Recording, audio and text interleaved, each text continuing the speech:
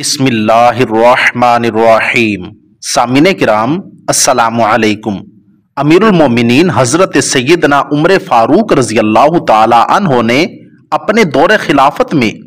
حضرت سیدنا حذیفہ بن یمان سے ملاقات کی تو ان سے فرمایا، اے حذیفہ تم نے صبح کیسے کی؟ انہوں نے عرض کیا، اے امیر المومنین میں نے اس طرح صبح کی کہ فتنے سے محبت کرتا ہوں اور حق کو ناپسند کرتا ہوں، اور وہ کہتا ہوں جو پیدا نہیں ہوا، اور اس بات کی گواہی دیتا ہوں جسے میں نے دیکھا نہیں، اور بغیر وضو کے صلاۃ پڑھتا ہوں، اور میرے پاس زمین پر ایک ایسی چیز ہے جو اللہ عز و جل کے پاس آسمانوں میں بھی نہیں ہے۔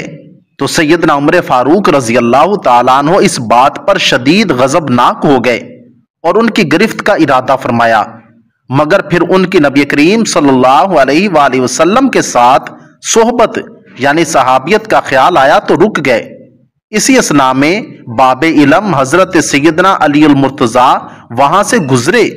تو آپ نے سیدنا عمر کے چہرے پر غضب کے آثار ملاحظہ فرمائے تو پوچھا، اے امیر المومنین آپ کو کس بات نے غضبناک کیا ہے؟ آپ نے پورا قصہ سنا دیا تو حضرت سیدنا علی المرتضیٰ نے فرمایا، آپ کو ان سے ناراض نہیں ہونا چاہیے کیونکہ ان کا قول کہ میں فتنے سے محبت کرتا ہوں اللہ عز و جل کے اس فرمان کی تعویل ہے، انما اموالکم و اولادکم فتنہ۔ ترجمہ، تمہارا مال اور تمہارے بچے فتنہ ہی ہیں، اور ان کا یہ قول کہ میں حق کو ناپسند کرتا ہوں، اس میں حق سے مراد موت ہے جس سے کسی کو چارہ نہیں اور نہ کوئی اس سے بچ سکتا ہے، اور ان کا یہ قول کہ وہ بات کہتا ہوں جو پیدا نہیں کی گئی، اس سے مراد قرآن پاک ہے کہ یہ قرآن پاک پڑھتے ہیں اور قرآن مخلوق نہیں، اور ان کا یہ قول کہ اس بات کی گواہی دیتا ہوں جسے میں نے دیکھا نہیں، اس کا مطلب یہ ہے کہ اللہ عز و جل کی تصدیق کرتا ہوں حالانکہ اسے دیکھا نہیں، اور ان کا یہ قول کہ بغیر وضو کے صلاۃ پڑھتا ہوں، اس کا مطلب یہ ہے کہ یہ رسول کریم صلی اللہ علیہ وآلہ وسلم پر بغیر وضو کے درود پاک پڑھتے ہیں، اور ان کا یہ قول کہ میرے پاس زمین پر ایک ایسی چیز ہے جو اللہ عز و جل کے پاس آسمانوں میں بھی نہیں ہے، اس سے مراد بیوی اور بچے ہیں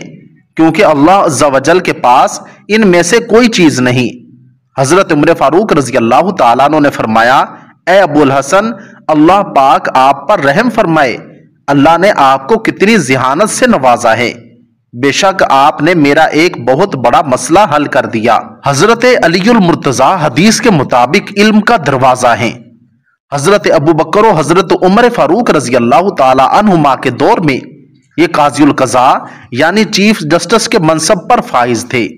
اور حضرات شیخین اکثر الجھے ہوئے مسائل میں حضرت علی کی طرف رجوع فرمایا کرتے تھے۔ اللہ تعالی ہمیں بھی صحابہ و اہل بیت کے ساتھ سچے دل سے محبت کرنے کی توفیق عطا فرمائے، آمین ثم آمین۔